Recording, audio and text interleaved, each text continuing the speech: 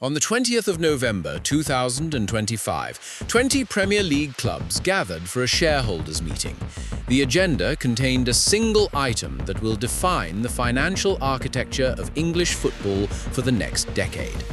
After years of controversy, legal challenges, points deductions, and regulatory embarrassment, the Premier League voted to kill its own financial rulebook. The Profit and Sustainability Rules, PSR, are dead. Replacing them is a new framework called the Squad Cost Ratio, and unlike PSR, which was built around what clubs could afford to lose, the SCR is built around what clubs actually earn.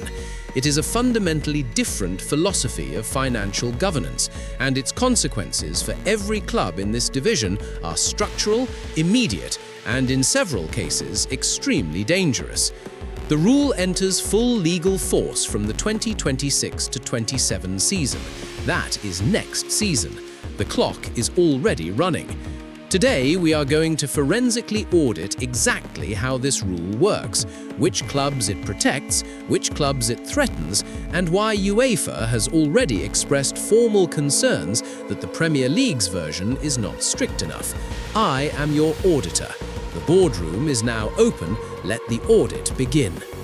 To understand why the Premier League scrapped PSR, we must first understand what made it structurally broken, because the replacement cannot be properly evaluated without a forensic diagnosis of what it is replacing. PSR operated on a simple premise. Clubs cannot lose more than £105 million over any rolling 3-year period, breach that threshold, and face a points deduction. The logic was clean. The execution was a disaster. The fundamental problem was timing.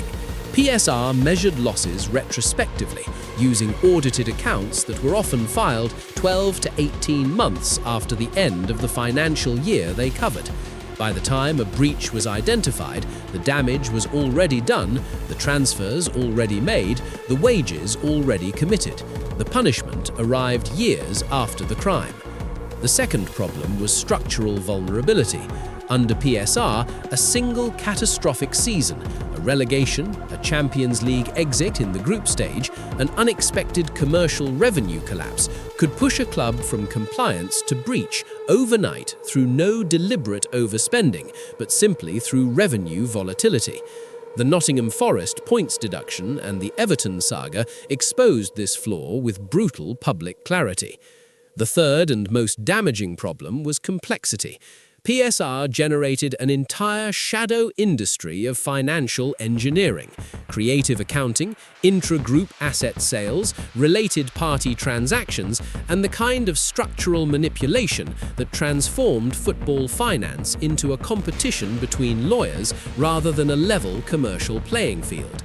Chelsea's sale of their women's team to their own parent company Blueco for a profit that offset PSR losses is the most visible example. The Premier League subsequently closed that loophole, but only after the damage was done. PSR did not fail because the Premier League lacked ambition. It failed because it was structurally incapable of governing a league generating £10 billion per year in combined revenue. The squad cost ratio operates on a completely different philosophical foundation. Where PSR asked, "How much can you afford to lose?" SCR asks, "How much are you actually earning?" The mechanics are architecturally simple.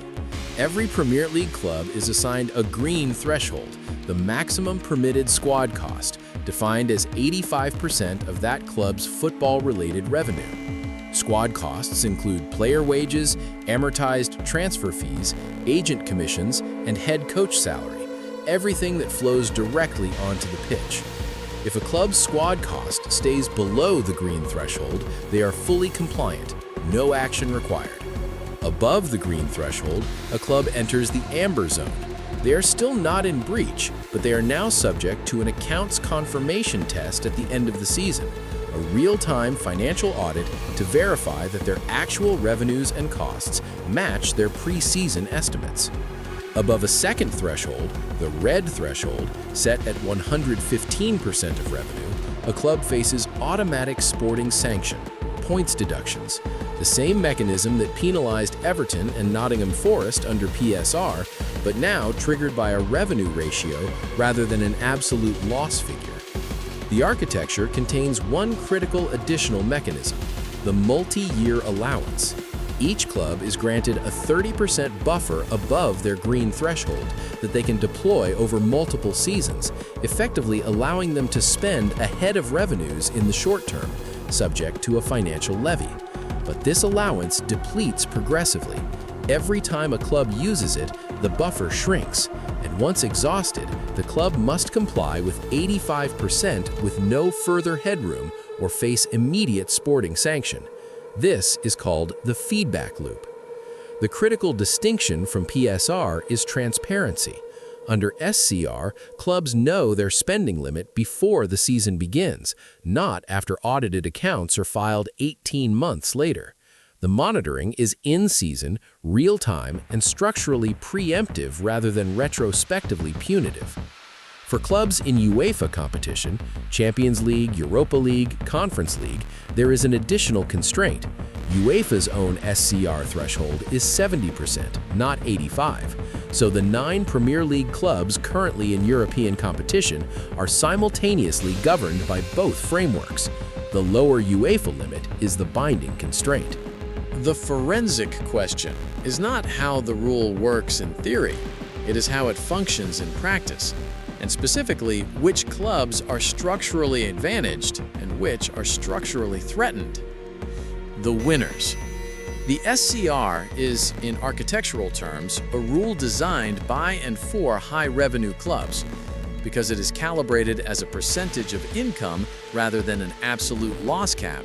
Clubs with superior revenue generation have superior spending power in absolute terms, and that gap compounds annually. Real Madrid, as we have previously audited on this channel, generates 1.2 billion euros per year. 85% of that figure is just over 1 billion euros in permitted squad costs. That is more than the total annual revenue of most Premier League clubs.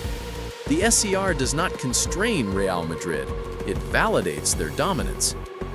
In the Premier League specifically, Manchester City, generating 838 million euros, have a green threshold of approximately 712 million euros.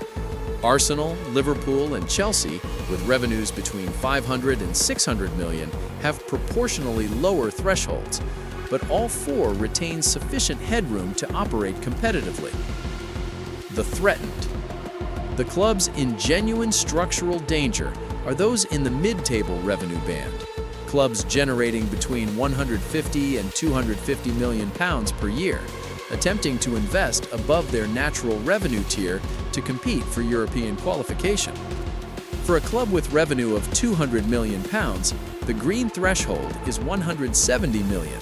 The red threshold is 230 million. If that club has committed to a wage bill of 190 million, entirely possible after 2 or 3 ambitious transfer windows, they are permanently in the amber zone, burning through their multi-year allowance and 1 poor season away from a points deduction. Chelsea present the most acute case study. With revenue of 490 million pounds, their green threshold is 417 million. Their estimated total squad cost, wages plus amortization, almost certainly exceeds that threshold. They are currently burning through their multi-year allowance. Once that allowance is exhausted, either revenues must grow materially or squad costs must be cut aggressively. The Stamford Bridge capacity constraint, which we audited in full in our Chelsea analysis, means revenue growth is structurally capped. The implication is clear.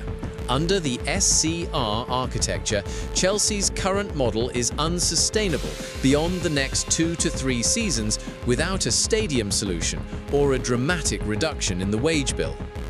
The UEFA Conflict. On the 10th of March 2026, UEFA formally expressed concerns about the Premier League's SCR framework. The concern is specific. The Premier League's 85% threshold is materially higher than UEFA's 70% limit.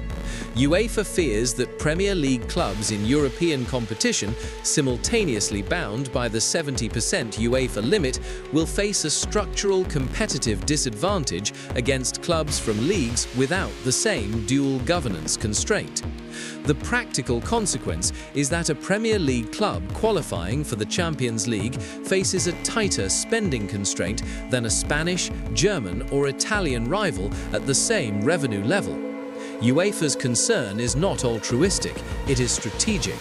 The Premier League's commercial dominance already threatens UEFA's own revenue architecture.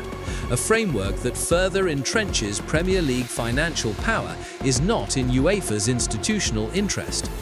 The final forensic dimension is the one that every supporter cares about most immediately. What does SCR mean for the transfer market?